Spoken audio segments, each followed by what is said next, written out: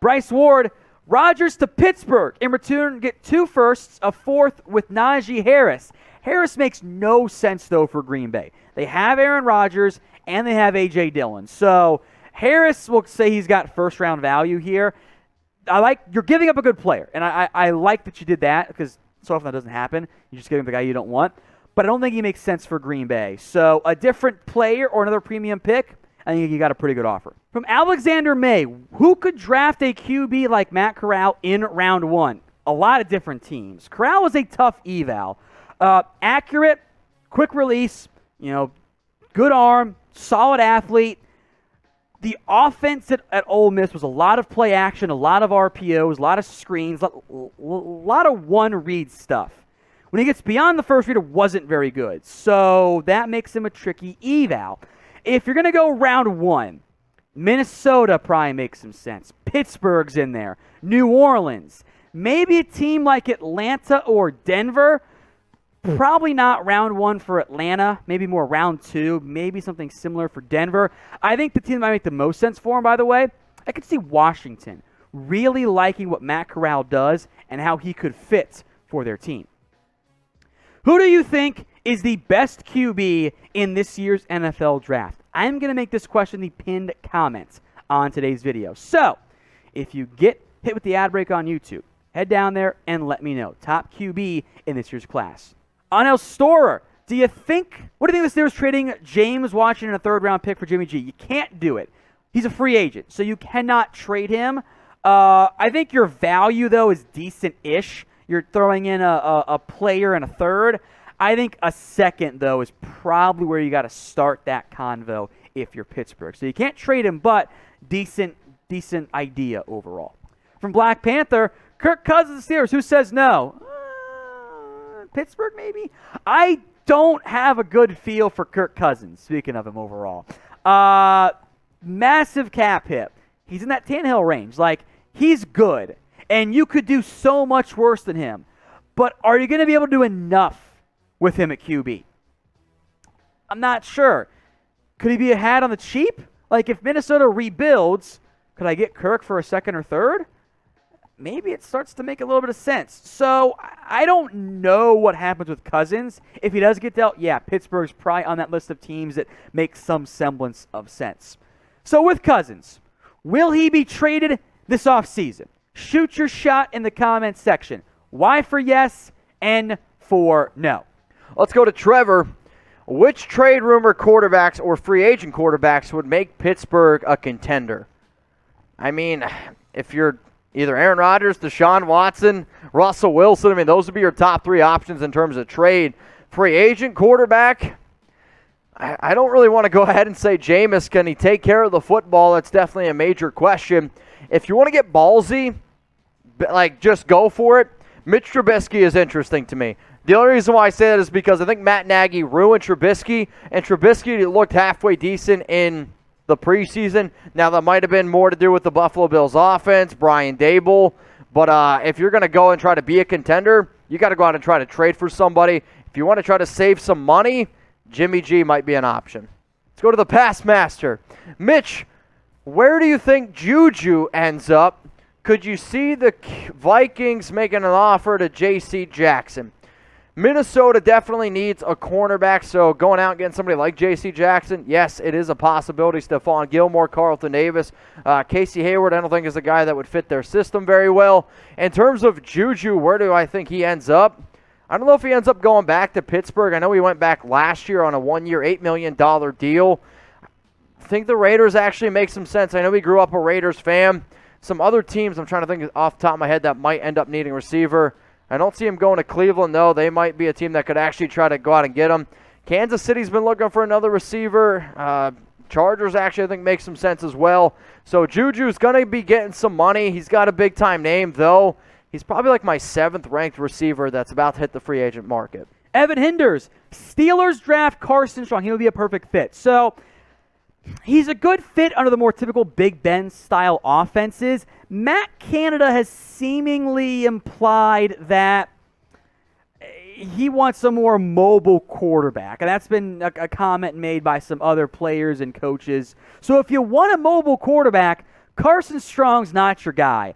He can move the pocket decently, but he offers you nothing as a run threat. He's not going to scramble. He's not going to pick up and tuck and run and get you 10, 15 yards, even if there's no one really spying him. So if you want a pocket passer in Pittsburgh, then yeah, Strong's a good fit. If you want a more mobile guy, Strong's at the bottom of that list this year. Ocean Red, you're next up here. Bleacher Report did an article about trading TJ Watt for Kyler Murray straight up. Thoughts? Thoughts is the article was dumb because I get it. It got you to click, got you to do your thing, but TJ Watt for Kyler Murray, it's not going to happen. So let's move on. From Tyrod The Truth. Hope this isn't Tyrod Taylor mad at me for saying Malik Willis could be better than him. Where will Teron Armstead sign this offseason? Armstead is one of the best left tackles and best offensive players overall in this year's free agency class. Now, injuries are a major red flag, but man, there are teams that got to get help along the offensive side. So 5 that could make some sense. Miami, with some overlap coaching staff-wise with Armstead. They make sense, glaring and money to spend. Seattle, Dwayne Brown's a free agent. They got money to burn. A re-signing with New Orleans makes sense too. Pittsburgh could be a dark horse to get aggressive. And if the Colts can figure out QB and want to invest in a left tackle that's not Eric Fisher, they could be a dark horse team as well. So what do you guys think? Well, I keep saying that weird today. Where will Teron Armstead play in 2022? Shoot your shot and let me know in the comments section. Andy Stewart, is Mariota to the Steelers the best move for the franchise? The best move, I believe, is to go trade for a franchise QB, and that's an Aaron Rodgers, a Wilson, etc. If you want to just kind of kick the can down the road a little bit and just have a veteran, I think Mariota could make some sense at that point in terms of the value for the QB situation, but we'll see. Let's go to JMO. Did you see the article on the Titans trading Derrick Henry to the Steelers? Yep. Yeah, I did. I mean, it makes no sense. I mean, it's Derrick Henry going to the Pittsburgh Steelers. 1, Tennessee's not going to trade Derrick Henry. 2, why would Pittsburgh trade for Derrick Henry when you just drafted Najee Harris in the first round? When you see articles like this, I get what people are trying to do, but our job here at Chat Sports is to be able to find these articles and say, whoever wrote it should probably lose their job. Super Bowl 56 is in the books. The Los Angeles Rams took down the Cincinnati Bengals, but now here's my question. I want you to look into the crystal ball, and I want you to let me know who is going to win Super Bowl 57. I know the last time I checked the terms of the teams that were the favorites, Chiefs, Bills, Rams, Cowboys, Bengals, and I believe the 49ers were the top 6 teams to go on to win Super Bowl 57. If you disagree with those 6 odds, hey, let me know what you guys are thinking. Let's go to Taco Frog 88. Who is the biggest defensive free agent? If you're talking about height and weight, I do not know the answer to that. If you're talking about just who I think the top offensive free agent is, I'll say J.C. Jackson. He's a shutdown corner. He's had 17 interceptions the past 2 seasons, 25 picks the past 4. Dude had 23 pass breakups. So if you need a shutdown corner, I'm going to go ahead and say it's a guy like J.C. Jackson. If it's overall height and weight, I don't really have a good answer for it on that, but I know, I'm being sarcastic.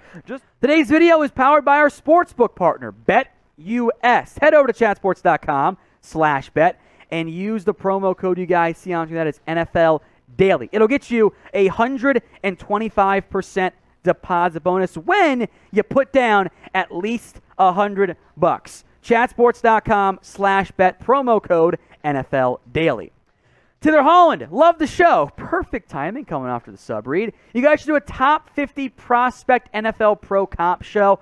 I'll try and do a big board at some point this year, and in that scenario, I'll throw in some pro comps.